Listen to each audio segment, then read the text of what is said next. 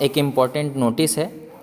जो हमारा आरआरबी होता है, ये एग्ज़ाम के पहले हमको एक मॉक टेस्ट अटेम्प्ट करने के लिए अपनी वेबसाइट पे डालता है, ताकि हमको ये आइडिया लग सके कि जो भी हम एग्ज़ाम देने जा रहे हैं उसका पैटर्न कैसा रहेगा। जब हम एग्ज़ाम देने जाएंगे तो वो हमें दिखेगा कैसे, और हमें क्या क्या स्टेप लेने रहते हैं। इसके लिए आरआरबी एक मॉक टेस्ट अपलोड करता है। तो जो भी लोग हैं वो अपने अपने आरआरबी पोर्टल पे जाकर उसको अटेम्प्ट कर सकते हैं। आपको क्या करना पड़ेगा, जैसे अगर कोई बच्चा इलाहाबाद का है तो इलाहाबाद के आरआरबी पे जाए और वहाँ पे ये देखिए एक मॉक टेस्ट के लिए नया लिंक आ गया है, mock test link for NTPC CBT 1 exam under CEN number 01/2019। अगर आप इस पर क्लिक करोगे तो अगला पेज खुलेगा जहाँ पे इस तरीके का स्क्रीन दिखेगा। तो जब आप एग्ज़ाम हॉल में जाओगे और जब आप एग्ज़ाम देने जाओगे तो वहाँ पे भी इस तरीके का एक आपको स्क्रीन मिलेगा, पहला स्क्रीन, जहाँ पे लेफ़्ट साइड में आपको सिस्टम नेम दिख रहा होगा C001, और राइट साइड में भी आपको एक नाम दिख रहा होगा, कैंडिडेट नेम जॉन स्मिथ। तो इसी तरीके से आपको वहाँ पे भी स्क्रीन पे दिखेगा, और राइट साइड में ये फ़ोटो रहेगा। सामने स्क्रीन पर आपको ये लॉगिन क्रेडेंशियल रहेगा, जहाँ पे आपको आईडी पासवर्ड डालना रहेगा। इसमें हालांकि आपको आईडी पासवर्ड डालने की ज़रूरत नहीं है, बाय डिफ़ॉल्ट पड़ा हुआ है। तो आपको बस इसमें साइन इन पे क्लिक करना है। जैसे ही आप साइन इन पे क्लिक करोगे तो ये आगे इस तरीके से खुलेगा। तो एग्ज़ाम में भी ये इसी तरीके से खुलेगा।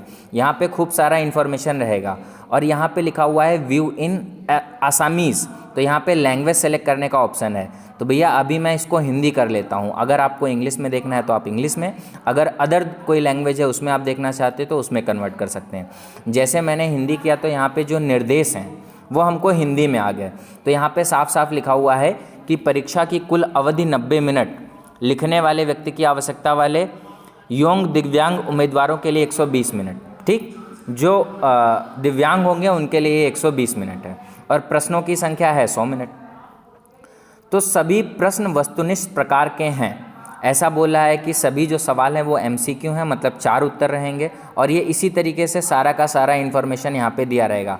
आपको सारे के सारे ये इन्फॉर्मेशन अभी पढ़ने हैं, और एग्ज़ाम में जो ये इन्फॉर्मेशन यहाँ पे लिखा है वही इन्फॉर्मेशन आपको एग्ज़ाम में भी लिखा हुआ मिलेगा इस तरीके से।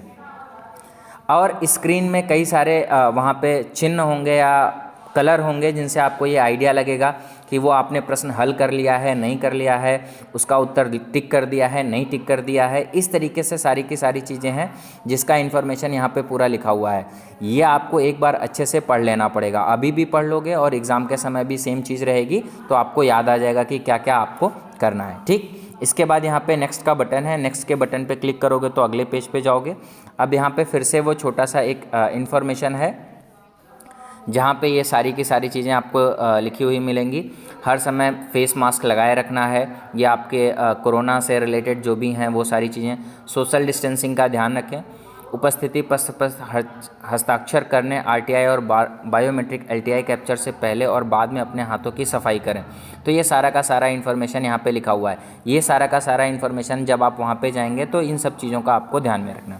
फिर से यहाँ पे देखिए लिखा हुआ है चूज़ योर डिफ़ॉल्ट लैंग्वेज। तो आपको क्या करना है, जो आपकी लैंग्वेज है उसको सेलेक्ट करना है।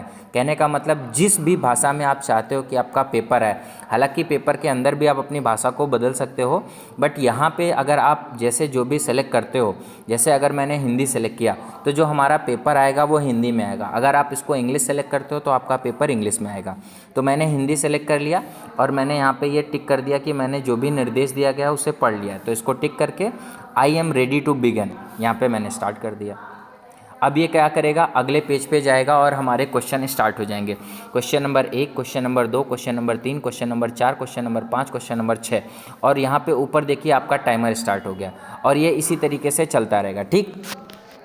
अब जैसे यहाँ पे क्या है कि जैसे मान लीजिए कोई एक सवाल आया, अगर उसका आपको ऑप्शन देना है, नवंबर 2020 तक प्राप्त जानकारी के अनुसार भारत के मुख्य चुनाव आयुक्त कौन है। तो ये आपको बताना है नवंबर 2020 के पहले के की बात कर रहा है, तब तक आपको देखना है कि भैया भारत के मुख्य चुनाव आयुक्त कौन है? जो भी ऑप्शन आपको लगता है आप उसको सेलेक्ट कर सकते हो। फॉर रैंडम मैंने एक ऑप्शन सेलेक्ट कर लिया। अगर मान लो ये ऑप्शन आपको नहीं चाहिए, अगर मान लो आपको दूसरा ऑप्शन लगाना है, तो नीचे देखिए यहाँ पे क्लियर रिस्पॉन्स का ऑप्शन रहेगा, आप इस पर क्लिक करोगे तो ये हट जाएगा। फिर से जो भी आप ऑप्शन चाहोगे उसको टिक कर सकते हो और ऐसे सेव एंड नेक्स्ट करके आगे बढ़ सकते हो। अगर आपको लगता है कि ये सवाल दोबारा आपको देखना है तो यहाँ पे राइट साइड में नीचे एक लिखा हुआ है mark for review and next, अगर आप इस पर टिक कर दोगे तो ये क्वेश्चन नंबर 1 आपको अलग तरीके से यहाँ पे शो होगा कि दोबारा आप आके इसको चेक कर सकते हो। यहाँ पे एक साइन बन गया ऊपर बाएं तरफ देखेंगे जहाँ पे क्वेश्चन नंबर 1 है। इसका मतलब ये है कि ये क्वेश्चन आपने रिव्यू में डाल रखा है, मतलब दोबारा आपको इसको देखना है। निपाह क्या है? निपाह एक वायरस है, आपने टिक कर दिया, सेव एंड नेक्स्ट कर दिया, आगे बढ़ गए। इसी तरीके से आप सारी की सारी चीज़ें करते हुए जा सकते हो। जैसे क्वेश्चन नंबर 2 मैंने अटेम्प्ट कर लिया है, इस पर कुछ भी मैंने एक्स्ट्रा नहीं किया, तो देखो ये ग्रीन हो गया। ग्रीन का मतलब मैंने इसका आंसर कर दिया है और सेव कर दिया है। ये देखो ये ब्लू है और यहाँ पे कुछ अजीब सा इस तरीके से बन गया है टेक्स्ट जैसा, इसका मतलब अभी मुझे बाकी है यहाँ पे, ठीक। इसी तरीके से आगे बढ़ना। फ्रेंच ओपन 2020 टेनिस टूर्नामेंट का पुरुष एकल खिताब किसने जीता? आप जो भी टिक करना चाहो टिक करके आगे बढ़ सकते हो। अगर आपको कोई भी लगता है कि बाद में आपको दोबारा क्वेश्चन देखना है तो mark for review and next कर सकते हो।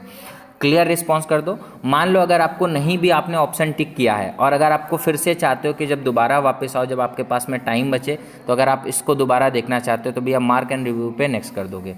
अब देखो इसका कलर अलग तरीके से हो गया। पहले का भी पर्पल है लेकिन उस पर कुछ लिखा हुआ है, तीसरा भी पर्पल है लेकिन उस पर कुछ अलग लिखा हुआ है। चौथा क्या है? चौथा क्वेश्चन अभी आपको अटेम्प्ट करना है। चौथे क्वेश्चन पे हम लोग हैं। EOS01 क्या है? तो अब आपको क्या करना है कि जो भी आपको ऑप्शन है, जो भी आप ऑप्शन सेलेक्ट करना चाहते हो, सेव करके नेक्स्ट करना है। कुचिपुड़ी नृत्य कहाँ का है? आंध्र प्रदेश का, महाराष्ट्र का, उड़ीसा का है, जो भी आप सेलेक्ट करो, सेव करके इसको नेक्स्ट करके आगे चलते हुए चले जाओ। आंध्र प्रदेश की राजधानी क्या है? जो भी आपको चाहिए वो भाई उसको सेलेक्ट करके आगे बढ़ सकते हो। इसी तरीके से आप सारी की सारी चीज़ें कर सकते हो। मंगल, अगर आपको किसी क्वेश्चन पे डायरेक्ट जंप करना है तो ये ऊपर आपके सारे के सारे क्वेश्चन है। जैसे अब मुझे 100 नंबर क्वेश्चन चाहिए तो मैं सीधे 100 नंबर क्वेश्चन पे चला गया। फिर अगर मुझे 99 चाहिए तो मैं 99 पे चला गया। अगर मुझे 98 चाहिए तो 98 पे चला गया। 99 पे जैसे चाहिए, अब ये देखो ये रेड हो जा रहा है। रेड का मतलब ये क्वेश्चन आप देख चुके हो लेकिन आपने अटेम्प्ट नहीं किया है, मतलब इसका आंसर नहीं किया। 7 नंबर का आंसर नहीं किया, 7 नंबर मैं देख चुका हूँ। 100 नंबर क्वेश्चन मैं देख चुका हूँ लेकिन मैंने आंसर नहीं किया। 99 नंबर में क्वेश्चन देख चुका हूँ बट मैंने आंसर नहीं किया। यहाँ पे आपका टाइमर चलता रहेगा, ये आपको दिखता रहेगा। इसको हमेशा ध्यान में रख के आपको सवाल करते रहना चाहिए। एक कक्षा के विद्यार्थी एक पंक्ति में खड़े हैं और ये रैंकिंग का सवाल है। इसी तरीके से आगे चलते हैं। कोई एक मैथ का सवाल मिलेगा तो हम उसे अटेम्प्ट करेंगे और आगे बढ़ते हैं।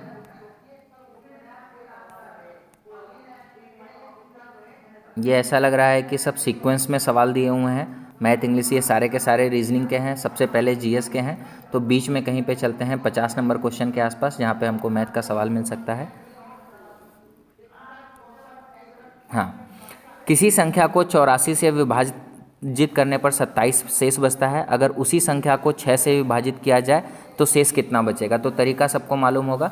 84 में 6 का भाग देंगे, भाग चला जाएगा, 14×84 होता है। तो आपको क्या करना है, बस 27 में 6 से भाग देना है, 6 चौको 24, शेषफल कितना हो जाएगा? 3, सेव कर देना है। इसी तरीके से आपको क्वेश्चन अटेम्प्ट करना है। अगर x और y का अनुपात 3:2 दिया हुआ है तो ये रेशियो बताना है। x का मान 3, y का मान 2 यहाँ पे उठा के रख दो तो आपका क्या आ जाएगा आंसर?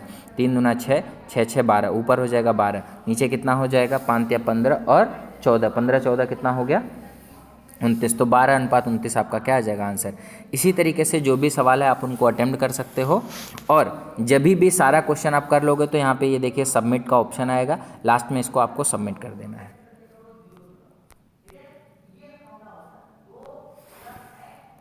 और भी चीज़ें देख लेते हैं। ये देखिए यहाँ पे भी लिखा हुआ है, ये क्या है? आंसर्ड। ये क्या है? Not answered. ये क्या है? Not visited. 80 क्वेश्चन आपने विजिट नहीं किए हैं। ये है मार्क फॉर रिव्यू। ये है आपने आंसर कर दिया है लेकिन फिर से आप दोबारा क्वेश्चन देखना चाहते हो। इसमें और इसमें क्या अंतर है कि जैसे ये क्वेश्चन अगर आपने आंसर कर दिया है तो जब अगर मान लो टाइम ख़त्म होने तक आपने इसको अगर सबमिट नहीं किया तो ये ऐसा मान लिया जाए कि आपने इसका आंसर किया है और इसका जो आंसर है वो कंसीडर किया जाएगा।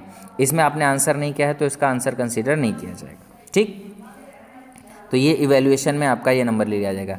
यहाँ पे आप देखो फिर से वही है कि आप जो भी अगर अपना लैंग्वेज चाहते हो तो यहाँ से आप अपना लैंग्वेज चेंज कर सकते हो।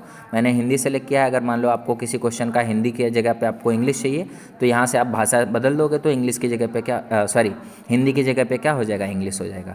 तो अगर मान लो कोई सवाल आपको ऐसा लगता है जो हिंदी में नहीं समझ में आ रहा है तो आप उसे इंग्लिश में कन्वर्ट कर सकते हो। आपको लगता है कोई सवाल इंग्लिश में नहीं समझ में आ रहा है, आप उसे हिंदी में बदल सकते हो और आप इसको कर सकते हो।